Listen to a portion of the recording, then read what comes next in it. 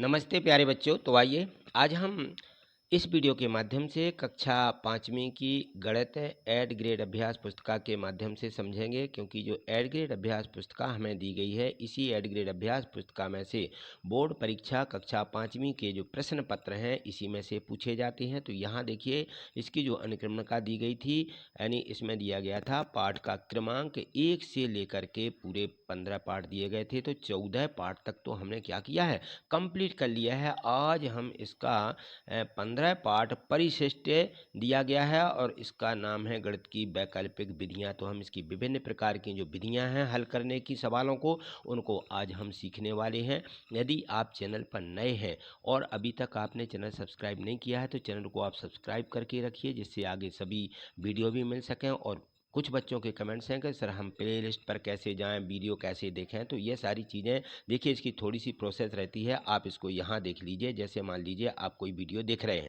तो उसके नीचे देखिए सब्सक्राइब लिखा रहता है, या फिर आपको जो है ये नहीं पता तो आप सीधे यूट्यूब पर जाइए। यूट्यूब पर गणित वाले सर के नाम से सर्च करिए और जैसे वहाँ पे कोई वीडियो इस प्रकार से दिखने लगे उसके नीचे ये लिखा रहता है गणित वाले सर, है ना। तो ये जैसे वीडियो उसको आप क्लिक करेंगे और इस प्रकार का फोटो आपको दिखने लगेगा, इसको आप क्लिक करिए, ठीक है ना। तो यहाँ पर जैसे ही आप इसको क्लिक करते हैं तो आपको प्ले लिस्ट दिखने लगेगी। तो ये सारे चिन्ह आप जानते हैं कि ये सब्सक्राइब को भी क्लिक कर लेना है और यहाँ वीडियो को लाइक करना है, तो यहाँ इसको भी क्लिक कर लेना है। और यहाँ देखें ये नीचे लिखा रहता है कमेंट्स। कुछ बच्चे कमेंट्स करते हैं, कुछ नहीं कर पा रहे हैं, तो ऐड ए कमेंट्स लिखा है, इसको आप क्लिक करिए। यहाँ पर मैसेज खुलेगा, मैसेज पर आप टाइप करके मैसेज भेज सकते हैं कि क्या दिक्कत है, ठीक है ना। इस प्रकार से हम करेंगे। तो जैसे ये देखिए, मैंने प्ले लिस्ट खोलने के लिए इसको क्लिक किया, तो मैं क्लिक कर रहा हूं। तो क्लिक करने पर आपको स्क्रीन पर इस प्रकार से दिखने लगेगा, यानी यहाँ देखें तो ये होम लिखा, ये वीडियो लिखा, ये शॉर्ट्स लिखा और ये लिखा हुआ है प्ले लिस्ट। यहाँ पे राइट हैंड साइड में देखें, यहाँ बिल्कुल हमारे दाएं साइड में यहाँ पे प्ले लिस्ट कुछ छुपा भी रहता है, तो इसको खिसका लें आगे की तरफ, है ना। तो ये लिखा प्ले लिस्ट, इसको आपको क्लिक करना है। जैसे ही आप इसको क्लिक करेंगे तो वीडियो खुल जाएंगी, आपको दिखने लगेंगी। देखिए मैंने इसको क्लिक किया तो यहाँ देखें प्ले लिस्ट ये खुल गई है, हमें स्क्रीन पर दिखने लगी हैं। यहाँ पर देखिए ये जो है दूसरी कक्षाओं की हैं, कक्षा 8वीं की है और हमें अपनी कक्षा की देखना है। तो आगे पीछे खिसका करके आप देख सकते हैं कि कक्षा 5वीं की हमें गणित कहाँ दी गई है। तो इस प्रकार से आपको यहाँ पे गणित दिखने लगेगी, कहीं ना कहीं आपको मिल जाएगी। तो इस प्रकार से आप ये प्ले लिस्ट पर सभी विषय हैं कक्षा 5वीं के, वो सभी विषयों को आप यहाँ से कंप्लीट कर सकते हैं, ठीक है। तो चलिए आज हम देखेंगे गणित की वैकल्पिक विधियाँ जो, तो ये परिशिष्ट और परिशिष्ट में गणित की वैकल्पिक विधियाँ। तो हम जानते हैं कि हमने बहुत सी विधियाँ सीखी हैं, जैसे जोड़ना, घटाना, गुणा, भाग, ये संक्रियाएं हम करते आ रहे हैं, है ना। तो इन विधियों को हम एल्गोरिथम कहते हैं, इनका हम उपयोग कर रहे हैं। ये एल्गोरिथम गणितीय संक्रियाएं हैं, इनको हम करते आ रहे हैं। तो यहाँ पर भारतीय जो गणितज्ञ हुए हैं उन गणितज्ञों ने इनके अलावा भी, जैसे यहाँ पर वैकल्पिक विधियाँ, इन्होंने बहुत सी विधियाँ खोजी हैं, वैकल्पिक विधियाँ, ठीक है। इन विधियों को जो खोजने वाले हैं उन वैज्ञानिकों में देखिए तो भारतीय गणितज्ञों में प्रमुख है वैज्ञानिक हैं आर्यभट्ट हैं, भास्कराचार्य, बोधायन, ब्रह्मगुप्त, बाराहमिहिर, पिंगल, श्रीधराचार्य और रामानुजन इत्यादि हमारे ये भारत के वैज्ञानिक हैं। इन प्रसिद्ध वैज्ञानिकों ने यहाँ पर सभी को यानी समझाने के लिए वैकल्पिक विधियाँ दी हैं। तो कक्षा 4 से हम देखते आ रहे हैं कि कक्षा 4 में भी हमें जैसे परम मित्र की अवधारणाएं हैं और एकाधिकैन पूर्वैन विधि है, मौखिक जोड़ना घटाना परम मित्र की सहायता से, ऊर्ध्व तिर्यक विधि, ये सारी चीज़ें, बीजांकों के से भाग की समझ या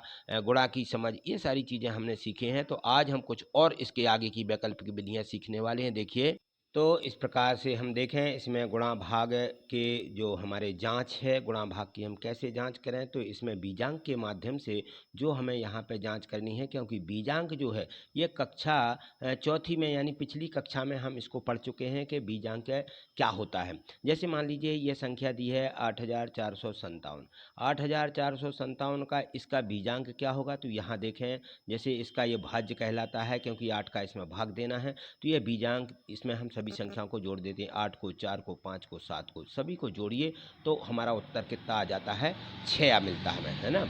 यह हम कक्षा चौथी में भी पढ़ चुके हैं। इसी प्रकार से हम जब इसमें भाग लगाते हैं तो भागफल आएगा, भागफल का बीजांक 4 मिल जाता है। हम उसके भागफल जो आएगा, जैसे मान लो भागफल आया है 1, 0, 5, 7, इन सबको जोड़िए, 1 को जोड़िए, 5 को जोड़िए, 7 को जोड़िए, 5 और 1 6 और 7 13, 13 हैं तो ये दो संख्या हैं, 1 और 3 को जोड़ देंगे तो 4 मिल जाएगा। इस प्रकार से ये बीजांक को निकालने की विधि होती है, ठीक है। और जो शेष फल आता है वो शेष फल का बीजांक, ठीक है ना। इस प्रकार से हम संख्याओं को अलग अलग लिख लेते हैं और इन संख्याओं में देखते हैं कि ये भागफल का बीजांक, ये भाजक का बीजांक, ये शेषफल का बीजांक हम जोड़ देते हैं तो भाज्य के बराबर हो जाता है।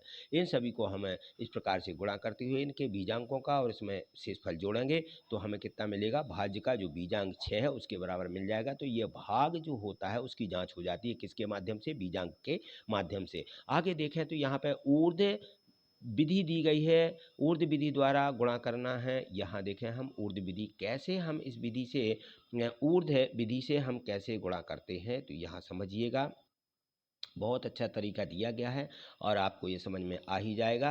तो यहाँ देखें, जैसे मान लीजिए 32 में हमें 21 का गुणा करना है तो हमें 21 का पहाड़ा नहीं आता है तो हम किस प्रकार से करेंगे। तो यहाँ देखें हमें करना क्या है, इस प्रकार से हम तिर्यक गुणा करेंगे। पहले हमें सीधा गुणा करना, तो इन्होंने देखिए यहाँ पे बताया कि पहले सीधा गुणा करें और फिर इसका तिर्यक गुणा कर दें, यानी तिरछा, ऐसा तिरछा गुणा करें संख्या में और फिर सीधा कर दें। तो इस प्रकार के इसके 3 स्टेप बनते हैं। कितने स्टेप, 1, 2 और ये 3 स्टेप बन जाते हैं। तीनों स्टेपों की संख्या यहाँ लिखना है। तो 2 और 1 में 2 और 1 का गुणा करेंगे तो 2 मिल जाएगा। इनका तिर्यक गुणा करिए, 1 का 3 में, 2 का 2 में, 2 दूनी 4, 3 एकम 3। तो यहाँ देखें 2 और 3 का हमने गुणा किया तो यहाँ पे कितना मिल जाएगा हमें, 2 दूनी 4 मिल जाएंगे, 3 एकम 3, 4 और 3 कितना हो जाता है 7, ठीक है। इनको जोड़ेंगे तो 7 मिल जाएगा, ये संख्या 7 आ गई।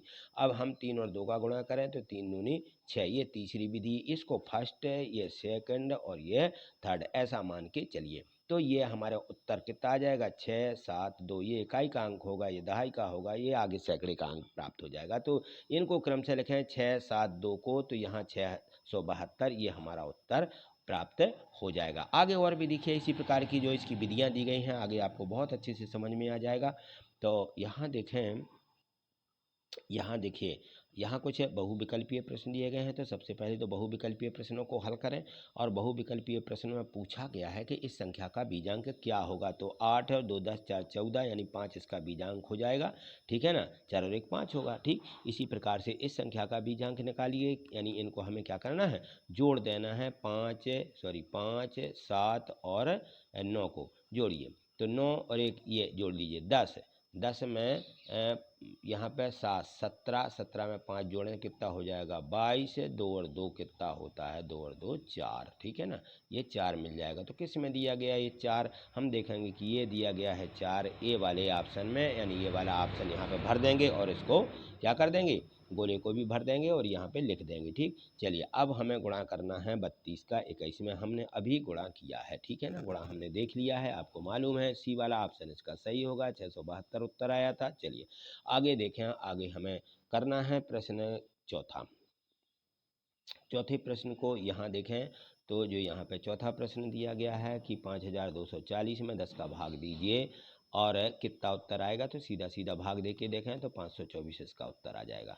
यहाँ 181 में 5 का भाग देना है, तो 181 में जब हम 5 का भाग देते हैं तो इसका उत्तर क्या आना चाहिए। यहाँ पर इसको भाग दे करके देखें, क्योंकि शेषफल पूछा गया है। तो शेषफल कितना बचेगा, 181 में हम यदि 5 का भाग लगाते हैं तो 5 तिरी कितना होता है 15, बचेंगी 3, उतारेंगे 1, 5 छक्के 30 आएगा, 1 बचेगा, उत्तर ये कहलाएगा। और पूछा गया शेषफल कितना होगा, तो ये है शेष, है ना। इस शेष 1 बचा है, 1 कहाँ लिखा, ए वाले ऑप्शन में, ए वाला ऑप्शन यहाँ पे भर देंगे, ए वाला यहाँ पे गोले को भी भर देंगे। चलिए अगला प्रश्न है, आगे देखें तो इसका प्रश्न दिया गया है यहाँ पे छठवें प्रश्न में देखिए यहाँ पे दिया था इसमें कि ऊर्ध्व तिर्यक विधि द्वारा संख्याओं के गुणा कीजिए। ऊर्ध्व तिर्यक विधि, जो हमने अभी ऊर्ध्व विधि सीखी है, बस उसी विधि विधि का यहाँ पे उपयोग किया जा रहा है। तो आप इसको बहुत अच्छे तरीके से समझ लें कि हमें कैसे करना है। 43 में 62 का गुणा करना, 62 का पहाड़ा नहीं आता है ना। तो किस प्रकार से करते हैं हम संख्याओं को, देखिए 4 ये 43 है तो इस 43 को लिखें, 62 को लिखें, है ना। 43 और 62 को कैसे लिखा जाएगा, तो यहाँ देखें 43 या 62, ठीक है। अब ये कहलाती है इकाई और ये कहलाती है दहाई। तो इकाई यहाँ लिखें, दहाई यहाँ लिखें, और जो हमारी संख्या रहती है त्रियक गुणा के रूप में इसको इस प्रकार से लिख दिया जाता है, ये 43 या 62, ठीक। अब इसको यहाँ पे जैसे ही हम लिख देते हैं तो गुणा करिए, 3 दूनी कितना आ जाएगा 6, ये 6 लिख देंगे, ठीक है। इसके बाद देखिए इनका त्रियक गुणा करके जोड़िए, 4 दूनी 8 और 6 ती 18, 18 में 8 जोड़ें कितना मिलेगा 26, 26 की यहाँ पर आपको 6 लिखना है। तो देखिए यहाँ पे हमने टोटल सभी लिख दिए हैं कि ये 4 दूनी 8, 6 ती 18, 8 और धन 18 लिख दिया, चाहो तो ऐसे लिख लें, 6 चौके 24, यहाँ 24 लिख दिए। संख्याओं को पहले लिख दिया, बाद में इनको जोड़ दिया और हासिल को भी जोड़ दिया।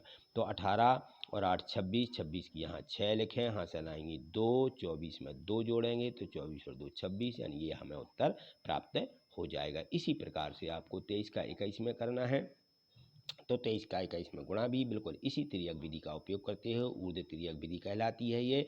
तो पहले हम किसका इकाई का गुणा 3 एकम 3 करेंगे, और यहाँ पे देखें 2 एकम 2, 3 दूनी 6, तो 6 धन 2 कितना होता है 8, यहाँ 3 के 3 आ जाएंगे, और यहाँ पर 2 दूनी 4, तो ये 483, इसका भी उत्तर प्राप्त हो जाएगा, इसमें हासिल नहीं थी। चलिए अगला प्रश्न है, प्रश्न 7वां दिया गया है। सभी बिल्कुल इसी प्रकार से आपको हल करना है। आपको पूर्ण रूप से ये जो ऊर्ध्व तिर्यक विधि आपको समझ में आ जाएगी। जैसे 342 में 31 का गुणा करना है, तो यहाँ देखें, यहाँ पे इकाई दहाई सैकड़ा 3 संख्या है, यहाँ पे इकाई और दहाई है, तो हमें यहाँ भी सैकड़ा बना लेना है, यानी शून्य रख लेना है, ठीक।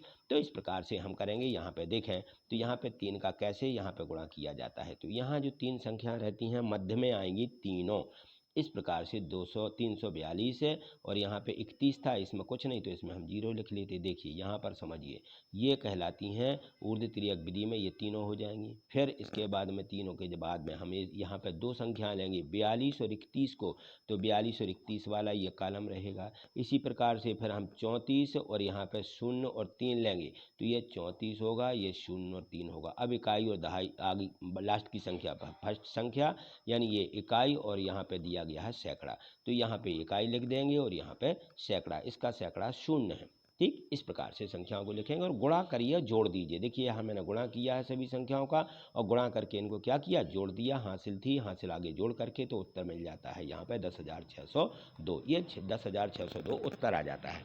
चलिए ठीक है, ये तो समझ में आ ही गया होगा।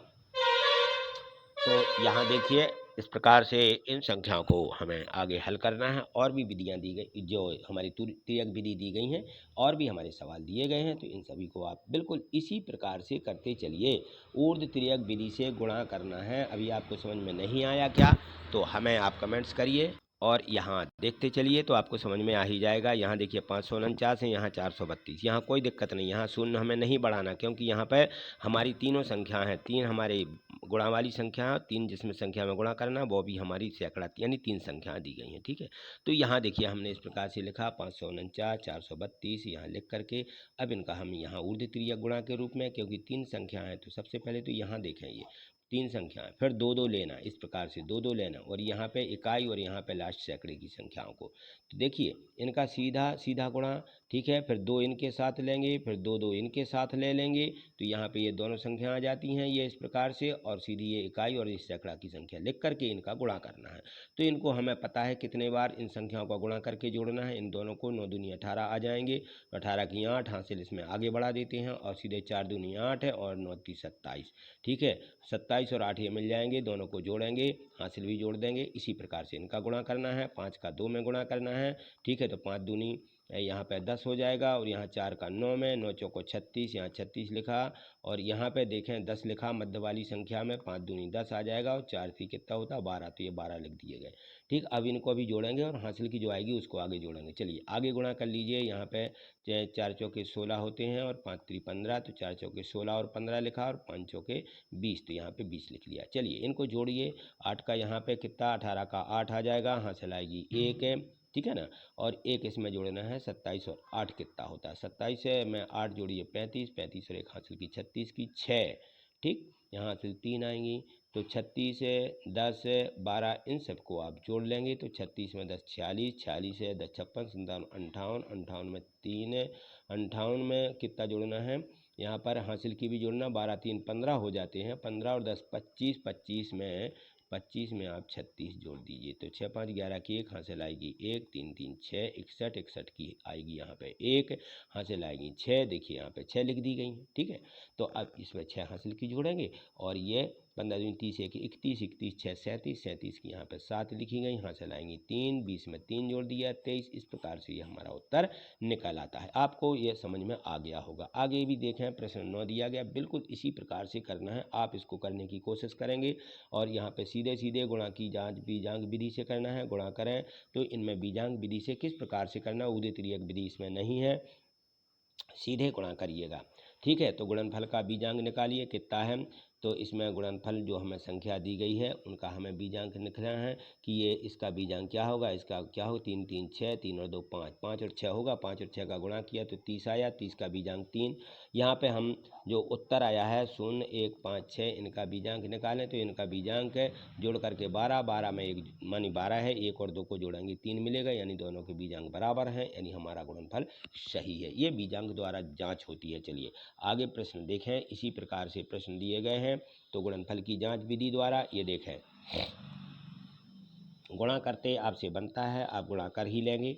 देखिए गुणा नहीं बनता तो यहाँ एक एक संख्या इकाई का गुणा करेंगे सबसे पहले, फिर दहाई का गुणा करेंगे और जैसे ही हम दहाई का गुणा करने लगते हैं तो हमें इकाई को क्या करना पड़ता है, यहाँ पे छोड़ना पड़ता है ना, क्योंकि हम दहाई की संख्या का गुणा कर रहे हैं। फिर हम सैकड़े की संख्या का गुणा करेंगे तो हमें यहाँ पे सैकड़े के नीचे से लिखना है इकाई और दहाई छोड़ देना है, ये छोड़ दिया है, यानी इनके नीचे कटर्स लगा देना, आगे संख्याओं को गुणा करते चलना है और आगे तक लिखना है। अब इनको क्या करना है, सीधे सभी को जोड़ देना है। तो इस प्रकार से हमने देखिए यहाँ पे ये संख्याएं जोड़ दी हैं, 3 के 3 और यहाँ पे 2 और 1 3, 6 7 13, 1 14 की 4 हासिल आएगी 1, यहाँ पे 5 2 7 3 10। इस प्रकार से आप सभी संख्याओं को जोड़ेंगे और जोड़ करके इनका बीजांक निकालें, 6 5 9 और 9 8 7, तो अंकों का जो बीजांक होगा यहाँ पे दोनों का बीजांक, इसका 2 आया इसका 6 आया, तो 6 दूनी 12, 12 में 1 और 2 जोड़ेंगे दोनों को तो 3 मिलेगा। इसी प्रकार से उत्तर का बीजांक देखिए, यहाँ एक एक संख्या लिख करके मैंने जोड़ दिए, यहाँ 21 आएगा, 21 में 2 और 1 जोड़ेंगे 3 मिल जाएगा, यानी दोनों के बीजांक बराबर आ रहे हैं, यानी उत्तर हमारा क्या है, सही है। यहाँ पे देखें 697 में 13 को भाग करना है, बीजांक विधि से इसकी भी हमें क्या करना है, जाँच करनी है। तो किस प्रकार से, यहाँ देखिए तो इसमें हमें 697 में 13 का भाग इस प्रकार से लगा दीजिए। भाग लगाने के बाद हम देखते हैं कि जो हमारी भाज्य संख्या रहती है 697 है, 697 भाज्य है, 13 भाजक है और यहाँ पे 53 क्या आ जाएगा, भागफल, और ये नीचे बच जाता है शेषफल। इन सभी के बीजांक 697 का बीजांक यानी भाज्य का बीजांक देखिए ये लिख करके जोड़ दिया गया है। और इसके बाद में हम देखें भाजक जो 13 है इसका बीजांक भी यहाँ पे लिख दिया गया है, और यहाँ देखें उत्तर जो भागफल रहता है इसका बीजांक 53 का 5 और 3 जोड़े तो 8 मिला, और यहाँ पे शेषफल जो रहता है शेषफल हमारा 8 आया है। ठीक है ना, तो ये हमारा शेषफल भी 8 आ जाएगा यहाँ पे। अब देखें यहाँ पर है कि भाज्य बराबर क्या है, भाजक गुणित भागफल धन शेषफल, इनके बीजांकों का हम यहाँ पे लिख देते हैं। तो यहाँ पे इसका बीजांक आया हमारा भाज्य का 4, और यहाँ पे भाजक का बीजांक 4, भागफल का बीजांक 8 है, धन शेषफल 8 है। इनको आप गुणा करें, 4 अट्ठे 32 में 4 जोड़ 8 जोड़ देंगे 40 हो जाएगा, 40 में उत्तर आएगा 4, यानी 4 4 के बराबर आ गया, यानी हमारा भागफल बिल्कुल सही है। तो ये बीजांक विधि से हमें उत्तर की जांच भी करना है। इसी प्रकार से 12वां प्रश्न भी आप करेंगे, बिल्कुल ज्यों का त्यों आपको यहाँ पे हल करना है। जो भी बात आपको समझ में नहीं आती है तो आप ज़रूर कमेंट्स करके, मैंने कमेंट्स बताया है, पूछिएगा कि ये प्रश्न हमें समझ में नहीं आया है। तो ये पूरे भाग के सवाल बिल्कुल एक जैसे ही हैं, इनमें हमें बीजांक विधि से इनकी जांच करना है। तो प्रश्न 12 दिया गया, प्रश्न 13 दिया गया है, बिल्कुल वैसे ही हैं, बीजांक की जांच वैसे ही करना है जैसे अभी हमने भागफल की बताई है। तो प्रश्न 13 करें, प्रश्न यहाँ पे 14 भी करें, और 14 में हमें बीजांक की जाँच नहीं करनी है। यहाँ पर पूछा गया था कि यह बताइए, एक दुकानदार ने 5025 संतरे खरीदे, 5025 25 संतरे खरीदे। उन्हें एक जैसे डिब्बों में 25 डिब्बों में उसको रखना चाहता है तो प्रत्येक डिब्बे में कितने संतरे आएंगे, तो क्या करेंगे हम एक डिब्बे में निकालने के लिए भाग कर देंगे। 5025 में 25 का भाग, तो लिखेंगे 25 डिब्बों में 5025 संतरे रखे तो एक डिब्बा में एक भाग लगाएंगे। तो यहाँ देखिए भाग लगा के बता दिया, 2 से 1 उत्तर आ जाएगा। भाग आपसे बनता है करते, नहीं बनता है तो कमेंट्स करिएगा। अब मैं आपको निश्चित ही दोबारा समझाऊंगा इनको अगली वीडियो के माध्यम से।